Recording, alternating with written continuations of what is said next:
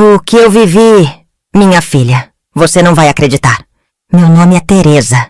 Tenho 76 anos. E se tem uma coisa que eu aprendi da pior maneira, é que nem toda facada vem de um inimigo. Às vezes ela vem com um sorriso no rosto. E laço de família. Eu fui costureira por mais de 50 anos. Comecei com 14, ajudando minha mãe a fazer bainha em lençol de enxoval. Fui ficando boa, fui crescendo. E quando vi, estava fazendo vestido de noiva pra gente da cidade inteira. Criei 2 filhos sozinha, Cláudio e Daniela. Meu marido morreu cedo. Ele era caminhoneiro e infelizmente faleceu em um acidente de trânsito. Depois dessa tragédia, tive que ser uma guerreira para criar meus 2 pequenos completamente sozinha. Na época ninguém me ajudou, nem meus parentes mais próximos. Aos poucos eles foram se afastando, dizendo que não aguentavam mais minhas lamentações, que eu precisava de alguma forma superar aquilo sozinha. Mas imaginem minha filha, eu com meus 20 e poucos anos viúva, entrando em depressão e com 2 crianças pequenas para criar e sem imaginar se iria ter comida no dia seguinte. Não foi fácil superar tudo aquilo sozinha, mas eu sabia que não podia desistir por causa dos meus filhos. Eles precisavam de mim. E naquela hora foram eles que me deram força para superar todas as dificuldades. Eu batalhei como nunca, trabalhei dobrado, noites sem dormir, deixei de comer para dar aos meus filhos tudo o que eles precisavam. Nunca deixei faltar nada. Mas a vida sempre tem reviravoltas. E aqueles 2 pequenos que criei com tanto amor e garra seriam justamente os mesmos que me decepcionariam da forma mais cruel que uma mãe pode aguentar. Já aposentada, eu morava sozinha numa casa simples, no mesmo bairro onde vivi quase a vida toda. Meus filhos, agora adultos, me visitavam quase nunca. E quando viam, não era por amor. Era mais por conveniência. Sempre que apareciam, era com um "Mãe, me empresta um trocado. Mãe, quebra esse galho. Mãe, paga isso. Mãe, paga aquilo." Eu não reclamava, porque coração de mãe é assim. A gente ajuda mesmo quando falta pra gente. Até que, um dia, tudo mudou. Estava saindo da farmácia depois de comprar alguns remédios para pressão, quando vi uma placa da lotérica ao lado. Loteria acumulada. Prêmio estimado, 8 milhões. Era 3 da tarde. Eu tinha separado o dinheiro certinho para os remédios e um pouco para a feira. Mas algo dentro de mim, talvez cansaço, talvez esperança, me fez perguntar para o rapaz da lotérica: "Quanto é um joguinho, filho?" Ele falou o valor. Era só algumas moedinhas. Então mexi na bolsa, juntei o troco e joguei. Sem expectativa. Só por jogar. Guardei o bilhete no meio do caderno de anotações e segui a vida. Uma semana depois, estava varrendo a varanda quando ouvi no rádio da vizinha: o prêmio de 8 milhões saiu para um único ganhador em nossa cidade. O bilhete foi registrado numa lotérica da Avenida das Hortênsias. Na hora gelei. Era a lotérica onde eu comprei. Corri até o caderno, tirei o bilhete com as mãos trêmulas e fui até o mercadinho da esquina, onde conferi os números, um por um. Quando bati o último, meu coração parecia que ia sair pela boca. Eu tinha ganhado, sozinha, tudo. Na hora quase não acreditei. Pensei que fosse um sonho, algo que não estava acontecendo de verdade. Mas estava sim. Era real. A maior emoção da minha vida. Senti que todos os meus problemas estariam resolvidos. Mas a vida, minha querida, ela nunca funciona assim. Eu descobri que a parte mais difícil da minha vida não era ser pobre, era ser rica, cercada de quem só me via como bolso cheio. Depois de conferir umas 10 vezes para ter certeza que os números da loteria estavam certos, fiquei ali, parada na calçada do mercado, com o bilhete na mão. As pernas tremiam, o coração disparava. Eu queria gritar, correr, pular, mas ao mesmo tempo queria sumir. Porque, no fundo, algo dentro de mim já sabia. Aquilo ia atrair mais problema do que felicidade. Ainda assim, peguei um táxi e fui até a agência da Caixa. Apresentei o bilhete e tudo foi confirmado. 8 milhões. Líquidos. Só meus. A senhora é a única ganhadora. Meus parabéns, Dona Teresa, disse o gerente sorrindo. Mas eu não quero que ninguém saiba. Falei firme, com medo nos olhos. Pode ficar tranquila. Todo o processo é sigiloso. O nome da senhora não vai ser divulgado. Mas na prática, a cidade é pequena e basta um cochicho no ouvido errado para a vida inteira virar assunto. Não sei como descobriram, se foi o gerente que contou para alguém, se foi o moço da lotérica ou alguma outra atendente do banco. Na verdade, não importa. Só sei que menos de uma semana depois, sem eu contar para ninguém, a campainha tocou. Era Daniela. Mãe, ouvi uma coisa. Não sei se é verdade ou fofoca, mas a senhora ganhou na loteria? Pensei em negar, em rir, fingir surpresa. Mas eu nunca fui boa em esconder coisa dos meus filhos. Ganhei sim, eu falei. Os olhos dela brilharam, mas não de emoção, de cálculo. Mãe, que bênção! A senhora merece. E a gente pode te ajudar, né? Com o que precisar. Gerenciar, organizar, essas coisas. Ajudei a erguer aqueles filhos com uma mão só. Não precisava de gerente, nem de tutor. No mesmo dia, Cláudio apareceu também, com a esposa que mal falava comigo fazia meses. A gente veio comemorar, mãe. Trouxeram bolo, refrigerante, sorrisos forçados e um calor de gente que nunca esteve comigo quando precisei. Aquela noite foi a primeira vez, em anos, que minha casa ficou cheia. Mas não era calor de família, era cheiro de interesse. E eu, no meio daquilo tudo, com a alma desconfortável, já sabia. O dinheiro que ganhei era meu, mas a paz estava começando a escapar pelas mãos.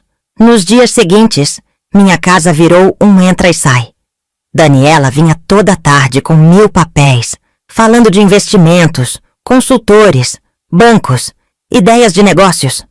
Cláudio aparecia com propostas de empreendimentos seguros. Dizia que conhecia um corretor de confiança, que podia multiplicar o valor rapidinho. No começo tentei sorrir, agradecer. Mas a cada visita, eu sentia que estavam menos interessados em mim, e mais no que eu tinha. Comecei a perceber detalhes que antes passariam batido. Daniela perguntava constantemente se eu estava tomando meus remédios. Cláudio insistia em saber onde eu guardava os extratos. Teve um dia em que a esposa dele, enquanto me ajudava a dobrar roupas, sussurrou.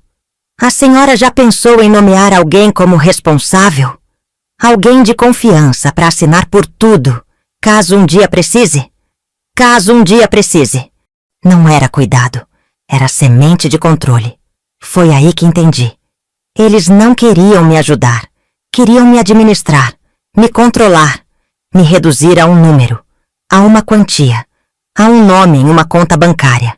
E quanto mais eu recusava, mais a pressão aumentava. Mãe, a senhora está desconfiando da gente? Daniela perguntou com olhos marejando. Claro que não, minha filha. Mas isso é meu.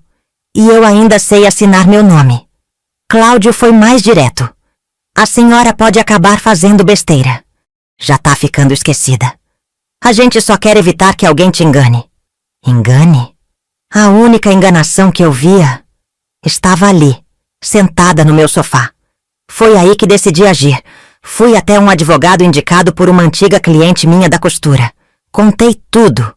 E ele, com a calma de quem já viu muito, me disse: Dona Teresa, a senhora precisa proteger seu patrimônio. Mas mais do que isso, precisa proteger a sua autonomia. E naquele dia, assinei um documento blindando minha liberdade. Criei cláusulas. Impedi transferências não autorizadas. E, acima de tudo, deixei claro que ninguém, absolutamente ninguém, falaria por mim enquanto eu estivesse lúcida. Mal sabia eu que, ao me proteger, eu estava acendendo a fúria deles. Foi quase instantâneo. Depois que descobri meus direitos, Me blindei e deixei claro que o dinheiro seria usado por mim, no meu tempo e do meu jeito. O clima mudou.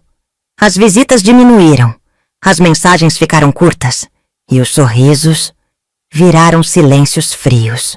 Num domingo chamei eles e preparei um almoço especial, só com as coisas que eles mais gostavam: lasanha, arroz soltinho e salada de maionese. Mas ninguém apareceu. Nenhum "mãe, não vai dar", nenhum "fica pra próxima". Passei o dia com a mesa posta e o coração encostado na janela, assistindo a realidade chegar sem pressa. Na semana seguinte, Daniela me ligou, mas não para saber como eu estava. "Mãe, a senhora está bem mesmo? A gente está começando a se preocupar." "Estou ótima, Dani." "Por quê?" perguntei a ela. "É que tem algumas coisas que a senhora tem falado que não fazem sentido. Lembra quando a senhora disse que ia viajar para Fernando de Noronha?" "Lembro, ué. E vou mesmo. Não posso?" "Não é isso. É que parece um pouco fora da realidade. A senhora nunca saiu nem do estado. A gente achou que podia ser algum tipo de delírio. Sabe como é, né? A idade... Delírio?" Aquela palavra ficou ecoando dentro de mim. No mesmo dia, Cláudio me apareceu com um envelope. "Mãe, a gente pensou numa coisa. A senhora podia dar uma olhadinha nesse documento. É só uma autorização pra gente cuidar das finanças. Só por precaução, tá?" Não assinei, nem li. "Vocês estão querendo me interditar?" perguntei, com uma frieza que até eu fiquei com medo. Mas Cláudio se fez de ofendido. "Claro que não, mãe. Mas a senhora tem que entender que a gente só quer evitar que algo aconteça." Era isso. Eles já estavam planejando. Não iam conseguir me manipular por amor. Então iam tentar me descredibilizar por sanidade. Fazer parecer que eu estava ficando confusa, que precisava de tutela, que era um risco para mim mesma. Tudo isso para terem acesso ao que era meu. Mas ali, olhando nos olhos dele, eu percebi. Eles estavam lidando com a mulher errada. A tentativa de me interditar não foi só uma desconfiança. Foi um ataque frio, calculado e cruel. Cerca de 2 semanas depois daquela conversa sobre preocupação com minha sanidade, recebi em casa um oficial de justiça. Papel na mão, tom neutro. "Dona Teresa, aqui está uma intimação. Processo de interdição preventiva. Solicitado por familiares diretos. Você deve comparecer para uma audiência na data que está abaixo." Tive que me sentar. Minhas mãos suavam. A vista escureceu por alguns segundos. Abri o envelope e vi. Meus filhos estavam alegando que eu apresentava sinais de confusão mental, lapsos de memória, comportamento impulsivo e risco de prejuízos financeiros irreversíveis. Assinados por Cláudio e Daniela. Filhos que eu carreguei no colo, que eu sustentei sozinha, que sacrifiquei minha vida. Agora diziam que eu era incapaz. Então procurei meu advogado para ele ver a intimação e ele foi direto. "Teresa, isso não é só ambição. Isso é uma tentativa de te apagar enquanto pessoa. Eles não vão conseguir." Respondi com os olhos firmes e não consegui conter as lágrimas. Mas eram lágrimas secas, de uma raiva madura, que não explode, só endurece. Então ele me sugeriu passar por avaliação médica e psicológica para provar que eu estava em plena capacidade de cuidar de mim mesma sozinha. Passei as semanas seguintes, reunindo laudos e exames, até que chegou o dia de ir até o fórum para falar com o perito oficial.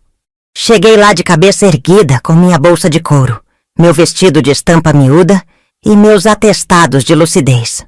"A senhora sabe por que está aqui?" perguntou o perito. "Sei, sim. Meus filhos querem cuidar do que é meu, sem precisar cuidar de mim." "E a senhora sabe o valor do seu patrimônio atual?" ele perguntou. "Sei. E sei o valor da minha paz também", respondi. "A senhora já esqueceu de tomar remédios ou teve episódios de confusão?"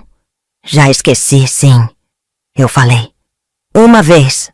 Em 1978, quando fiquei 3 dias sem dormir cuidando do Cláudio com febre. Mas desde então minha cabeça funciona bem demais, doutor. O homem sorriu, percebendo minha ironia. Fez anotações. Os dias passaram e a audiência chegou. Meus filhos vieram engravatados, com cara de coitados, alegando preocupação. Mas os olhos deles tremiam, porque eles sabiam. Eu estava ali, inteira. Meu advogado e eu apresentamos todos os exames e laudos, provando que eu estava lúcida, que não precisava de ninguém para resolver as coisas por mim. E quando foi minha vez de falar, não precisei gritar. Só olhei para o juiz e disse: meritíssimo! Se eu fosse pobre, ninguém estaria tentando me declarar incapaz. Foi o bastante. O parecer foi claro. Não há qualquer indício de incapacidade. Processo indeferido com observação de tentativa de má-fé. Perdi a fé em meus filhos, mas ganhei a certeza de que mesmo sozinha eu podia me defender. Eles saíram do fórum cabisbaixos e pela primeira vez senti que estavam com vergonha, mas ainda assim não era o fim. Porque quem quer dinheiro fácil não desiste fácil. A derrota no tribunal não foi o fim da história. Foi só o início de uma nova fase. A fase da falsidade com luvas de veludo. Depois da audiência, meus filhos sumiram por alguns dias. Mas logo voltaram, agora com um tom mais brando, com palavras cuidadosamente escolhidas, como se estivessem ensaiadas. Daniela chegou com um bolo de laranja, o meu preferido, e um sorriso que parecia colado com fita durex. Mãe, a gente exagerou. Tá tudo tão difícil. O dinheiro mexe com a cabeça da gente. Mas a senhora tem razão. A gente quer paz.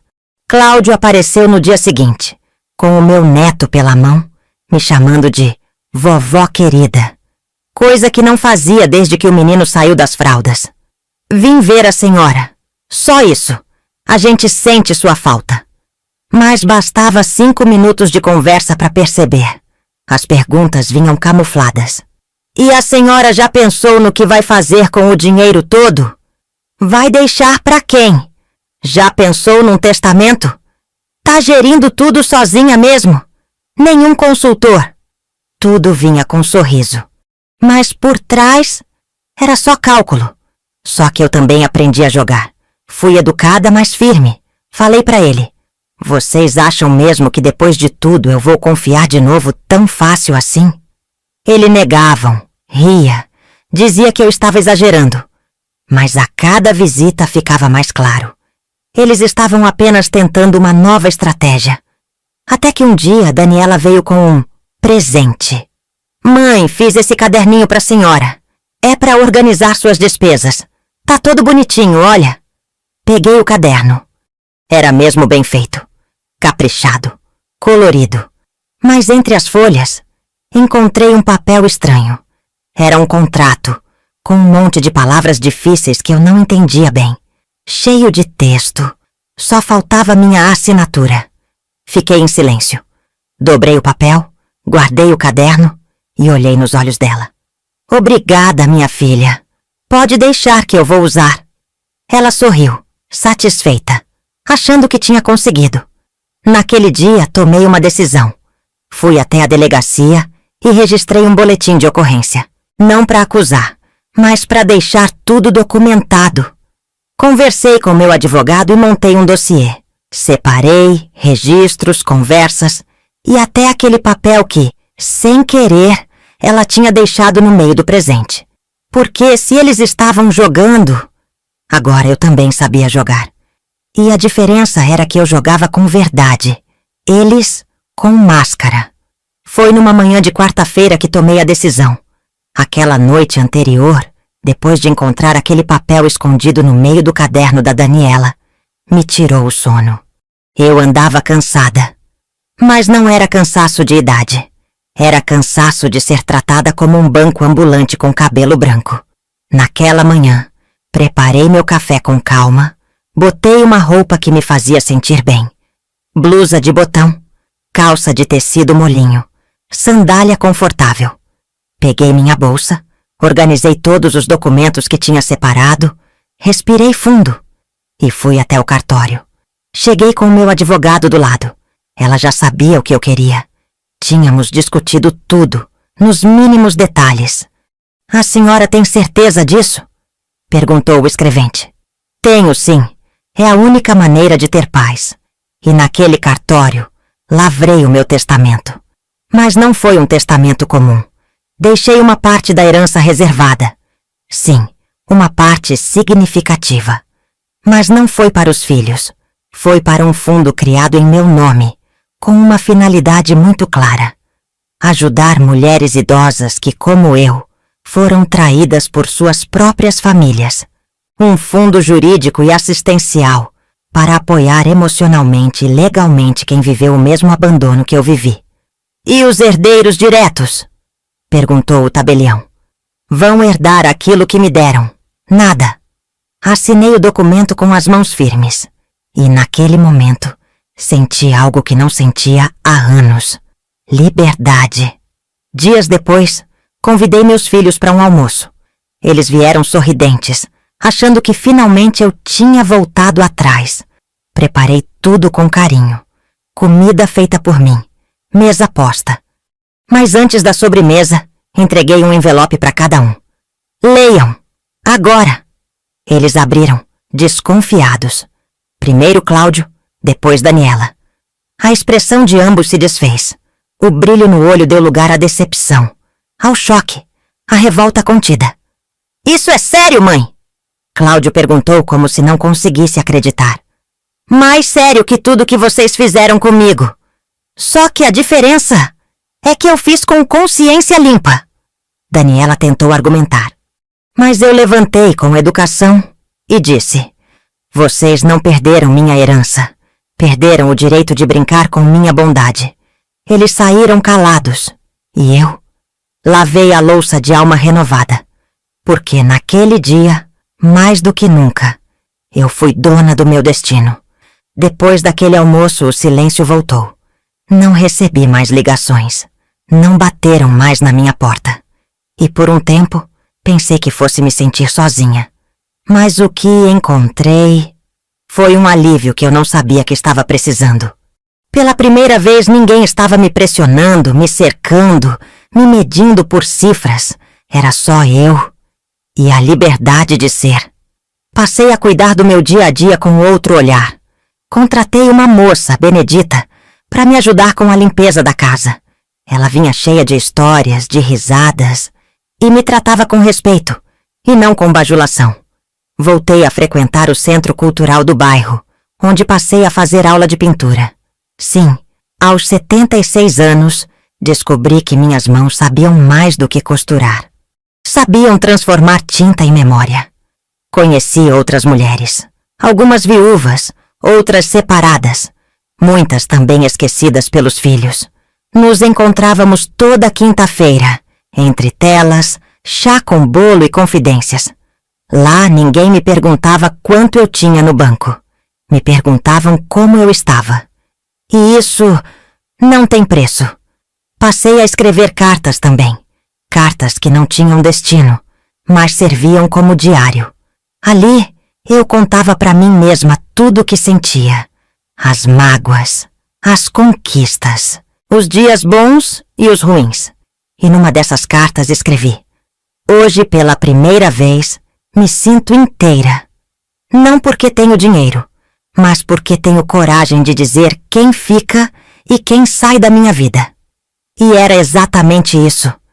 Meu dinheiro poderia me dar uma casa maior, uma viagem para o exterior, roupas caras. Mas o que ele me deu de mais valioso foi a possibilidade de escolher a minha paz. Eu não queria palcos, queria silêncio, queria gente de verdade por perto. E aos poucos percebi que é possível recomeçar, não importando a idade. Eu nunca fui de alimentar ilusões. Depois da morte do meu marido e do peso de criar 2 filhos sozinha, o amor passou a ser um luxo que eu não tinha tempo, nem coração, para bancar. Mas a vida tem seus próprios planos. Foi num desses encontros do Centro Cultural que conheci seu Amaro. Viúvo, 78 anos, mãos fortes e sorriso tímido. Ele fazia aula de cerâmica. Tinha jeito com o barro e uma calma que parecia acalmar até meu pensamento. No começo, a gente só se cumprimentava. Depois, ele começou a me trazer café no intervalo das aulas. Com o tempo, passou a me esperar na saída com um guarda-chuva aberto nos dias de chuva. E foi assim, sem pressa, sem promessas, só presença. Teve um dia que ele me disse: "Dona Teresa, a senhora não tem cara de milionária." Respondi rindo: "Que bom, porque eu tô tentando me parecer cada vez mais com quem eu era. Antes do dinheiro virar desculpa pra gente fingir afeto." Ele riu também. E depois ficou sério. "O dinheiro pode até confundir os outros, mas não muda a essência de quem a gente é." Aquela frase ficou em mim. Começamos a nos encontrar fora das aulas. Caminhadas curtas, sorvetes no banco da praça, sessões de cinema antigo em casa. Amaro não queria nada meu. E pela primeira vez, eu não precisava me defender. Ele olhava para mim como quem reconhecia alguém inteiro, não um pedaço de herança. Certa tarde, sentados lado a lado, com o sol batendo nas pernas, ele segurou minha mão e disse: "A senhora já passou por tanto. Merece alguém que não queira te tirar nada, só te dar companhia." Aquele gesto simples valeu mais do que qualquer pedido de perdão dos meus filhos. Não era sobre ter um romance de novela. Era sobre encontrar paz ao lado de alguém que via meu valor, mesmo quando eu não estava cercada de cifras. Amaro me fez lembrar que o amor, quando é verdadeiro, chega de mansinho e se instala onde o interesse não consegue entrar. A vida começou a entrar num ritmo bom. A rotina simples com o Amaro, os encontros semanais no centro cultural, os almoços solitários que, de repente, passaram a ser divididos com gente de alma leve. Tudo isso foi, aos poucos, devolvendo ao meu coração algo que eu achei que não sentiria mais. Paz sem culpa. E foi nesse clima que comecei a notar algo curioso. As mulheres do grupo passaram a me procurar com mais frequência. Não era para pedir conselho. Era só para conversar. "Teresa, posso te perguntar uma coisa? Como a senhora fez para se levantar depois de tudo aquilo? Teresa, como é que a senhora conseguiu manter a cabeça erguida com tanta gente puxando seu tapete? Teresa, será que ainda dá tempo para mim?" Eu não sabia responder com frases prontas. Nunca fui dessas. Mas ouvia. E quando precisava contava um pouco da minha história. E ali, no silêncio do cotidiano, percebi que eu estava inspirando. Não por ser exemplo, mas por ser gente. Não criei curso, não escrevi livro, não viralizei em vídeo nenhum. O que aconteceu foi mais simples e mais profundo. Eu fui me tornando espelho. Espelho para quem estava cansada de ser feita de pano de chão.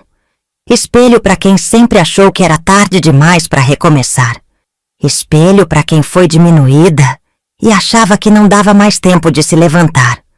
Uma das senhoras, Dona Ilza, me disse num fim de tarde: "Teresa, eu achava que depois dos 70 a gente só esperava o fim. Mas ver você hoje me deu vontade de começar outra vez." E foi nesse momento que entendi que a minha história não precisava ser contada em rede nacional. Ela só precisava ser vivida com verdade. Porque às vezes a gente muda o mundo de alguém, só por mostrar que ainda dá para levantar da cadeira com dignidade e dizer: "Eu estou aqui, e ainda sou eu." Até que numa manhã comum, dessas que a gente acorda sem pressa, com o rádio tocando música antiga e o cheiro do café tomando conta da casa que batia os olhos pela janela, e vi um carro estranho parado do outro lado da rua. Dele saiu Cláudio, sozinho, roupas simples, cabeça baixa, passos lentos. Meu primeiro impulso foi fechar a cortina, mas alguma coisa me disse: "Deixa." Ele tocou a campainha com um toque tímido. Abri o portão e fiquei na soleira. Não convidei para entrar. "Oi, mãe," ele disse. Respondi só oi. Ficamos em silêncio por alguns segundos e ele falou: Eu tô com vergonha, mas precisava vir. Assenti, não disse nada. Eu perdi tudo, ele falou.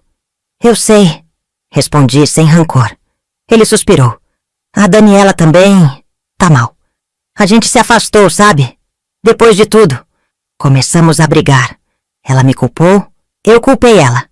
E no fim, cada um foi pro seu canto. Olhei bem pra ele. Pela primeira vez em muito tempo, vi o meu filho. Não o oportunista. Eu não vim pedir nada. Nem dinheiro, nem perdão. Só queria te ver. Saber se a senhora tá bem. Meus olhos encheram d'água, mas não deixei cair. Só respondi. Eu tô bem. E sabe por quê? Porque pela primeira vez na vida, escolhi me colocar em primeiro lugar. Ele assentiu. E o que a senhora quer de mim agora? Pensei por um momento. E respondi. Quero que você viva com consciência. Que se olhe no espelho e saiba que tentou tomar de mim mais do que dinheiro. Tentou apagar minha história, minha voz. E se um dia você quiser mesmo voltar, que seja com verdade, não com remorso, mas com respeito.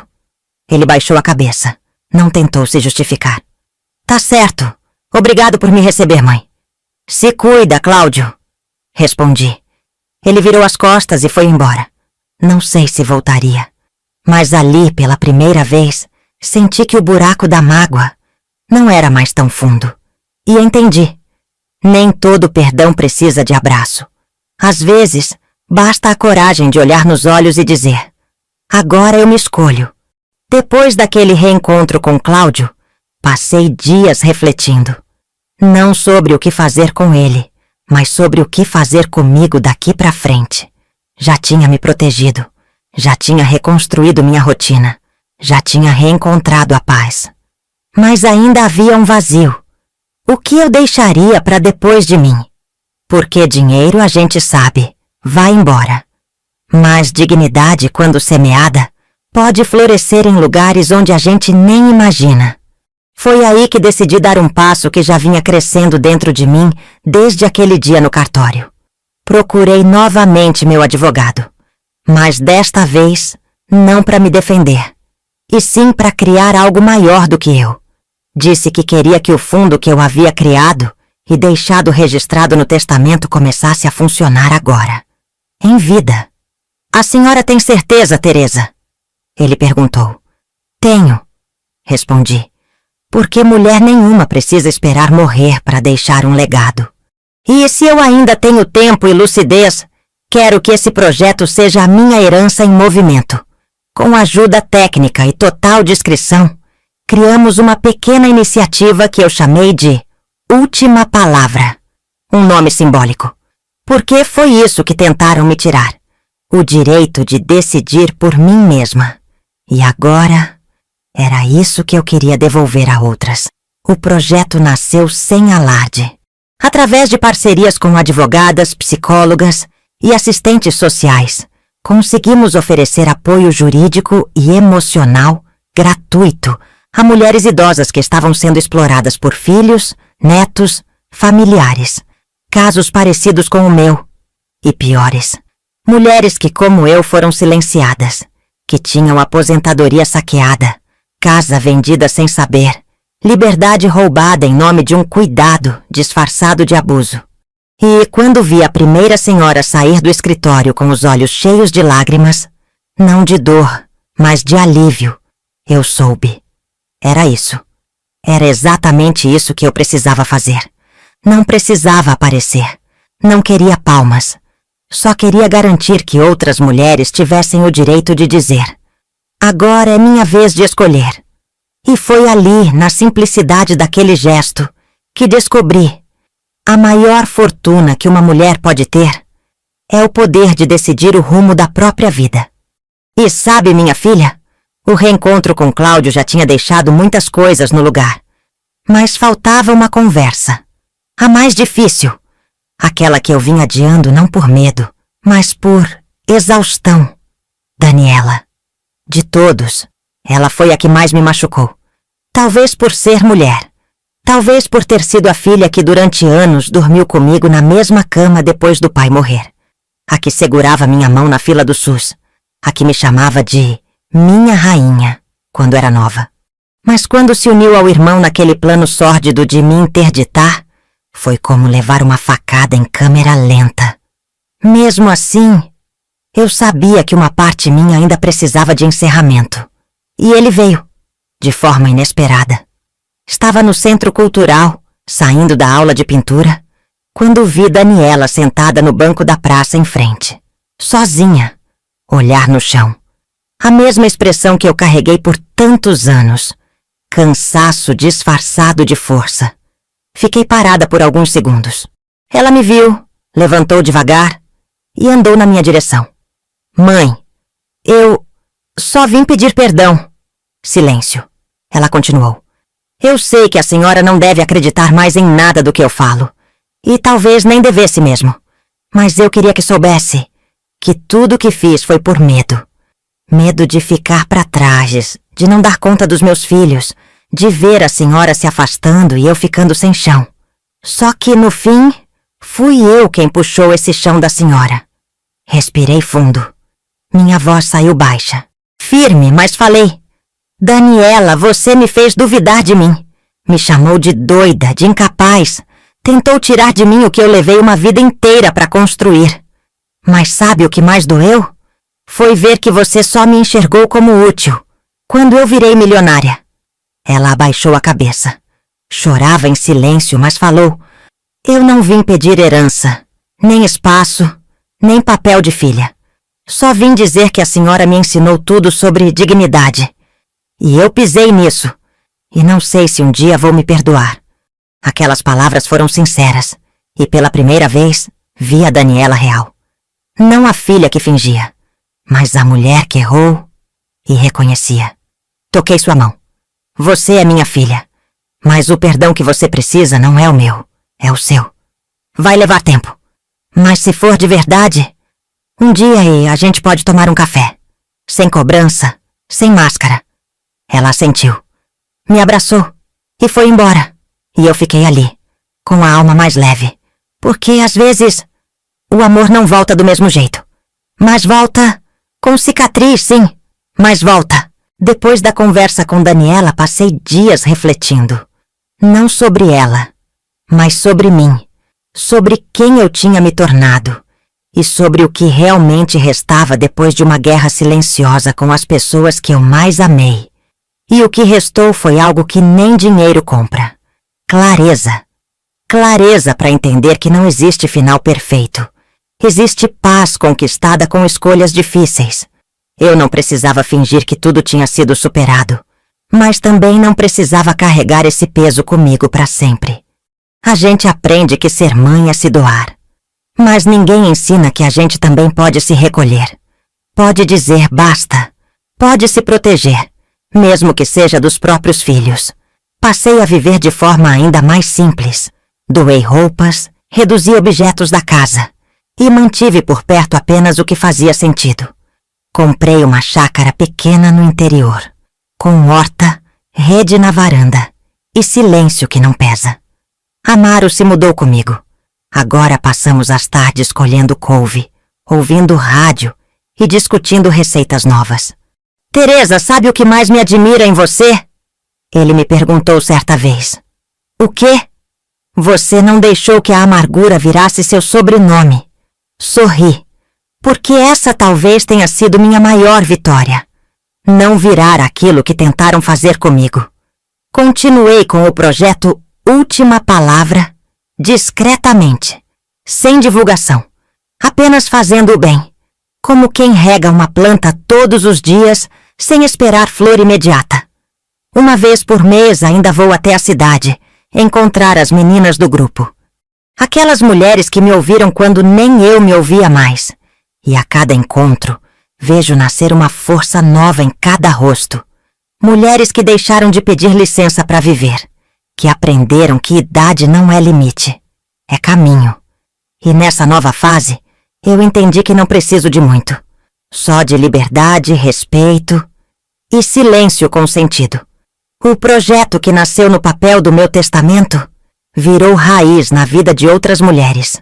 Uma das mulheres mais marcantes que foi ajudada foi Dona Efigênia. 79 anos.